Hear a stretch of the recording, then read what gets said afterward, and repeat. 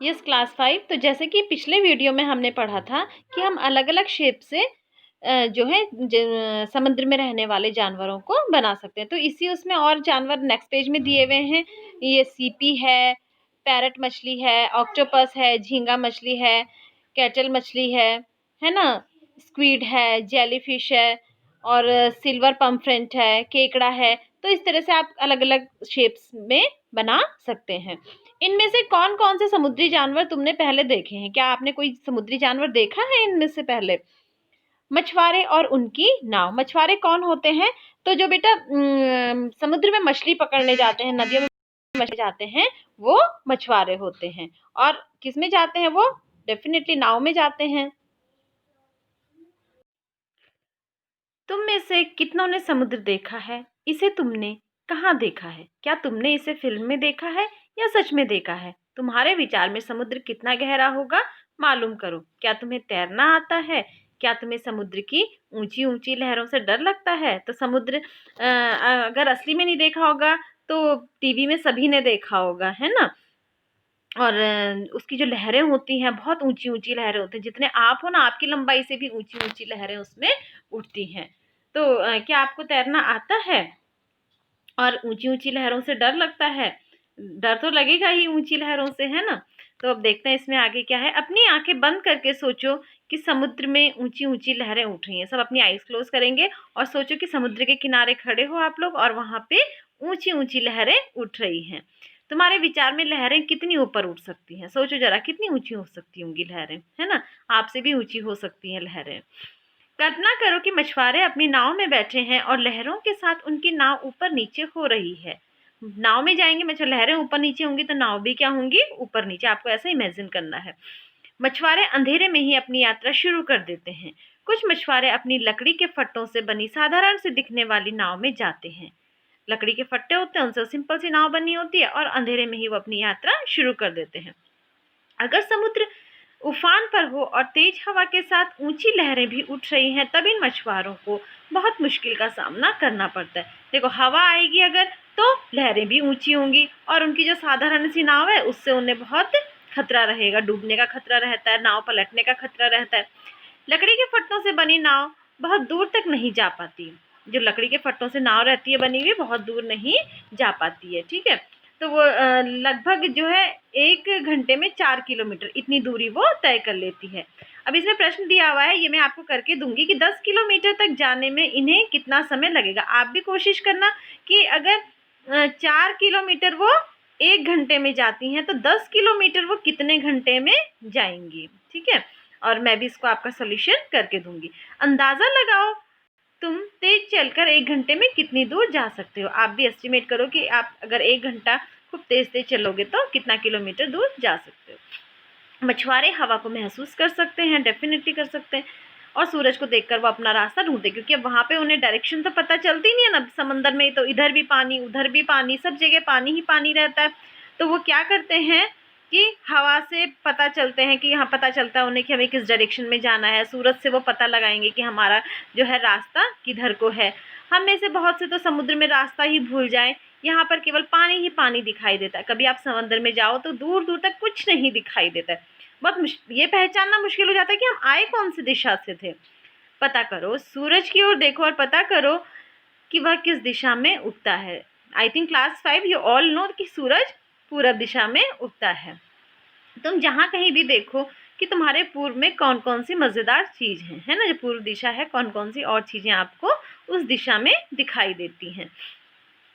अपने पश्चिम की ओर देखने वाली कोई 2 चीज़ों के नाम देखो। देखो, पूरब के बिल्कुल अपोजिट पीछे की तरफ क्या होगा? पश्चिम। और वहां पर कि आपको कोई भी 2 चीज़ें लिखनी है।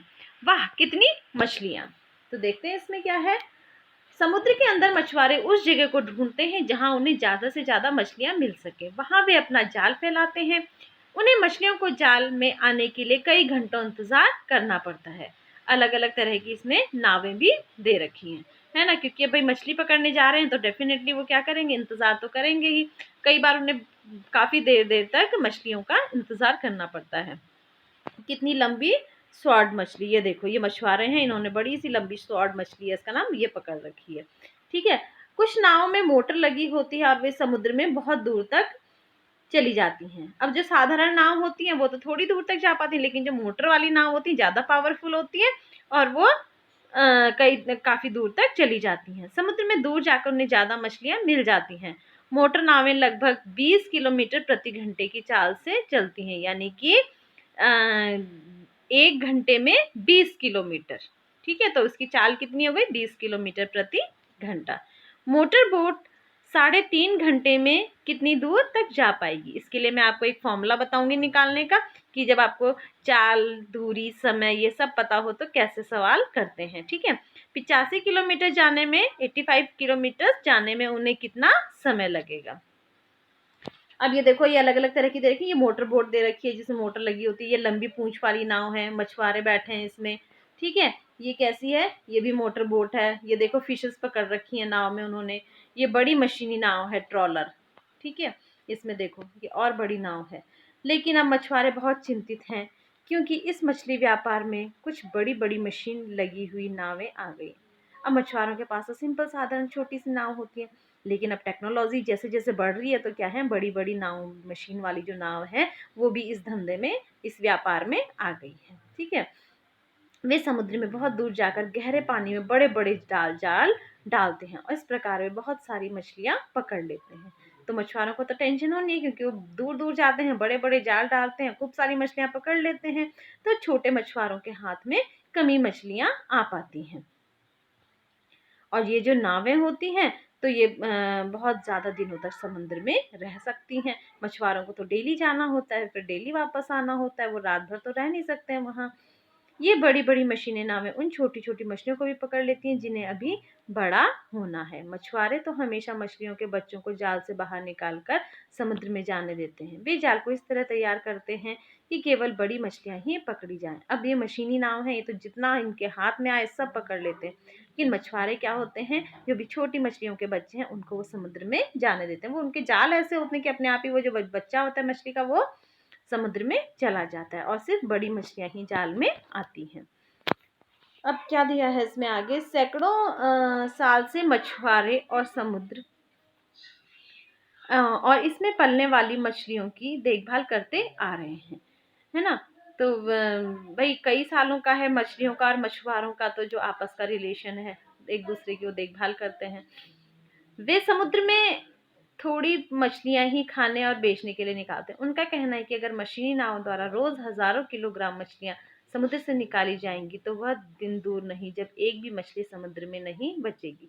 देखो मछुआरे क्या सोचते हैं कि हमें उतनी ही मछलियां निकाली जाए जितनी की जरूरत है, और मशीनी नाव में तो क्या होती हैं, कई कई हजारों मछलियां निकाल लेते हैं वो एक साथ।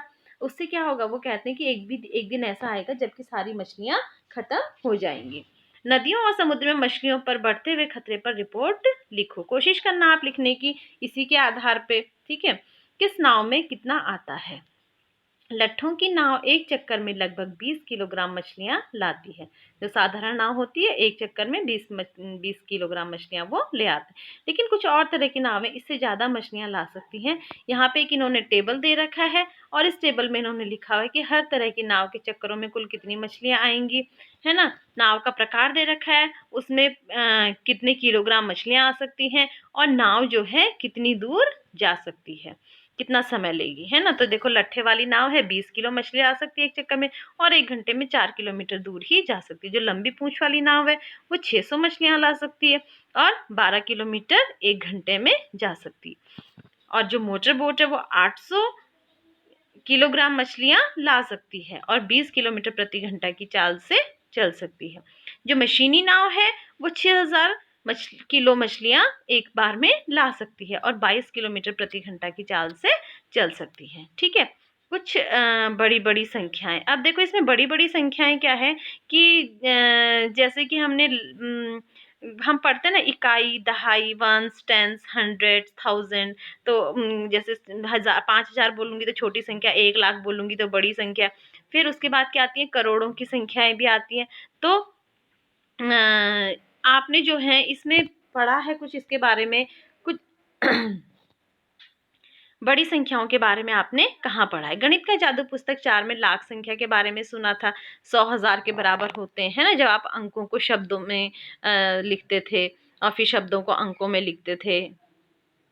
और जैसे इसमें लिखा हुआ है कि हमारे देश में लगभग 1 लाख ईंट के भट्टे हैं जहाँ ईंटें बनाई जाती हैं। तुमने इसके अलावा लाख संख्या के बारे में और कहाँ सुना है कि तुम्हारे घर में कोई चीज़ खरीदी गई है, या कहीं से कहीं किसी तुमने कहीं गांव की जनसंख्या या किसी शहर की जनसंख्या के बारे में सुना है?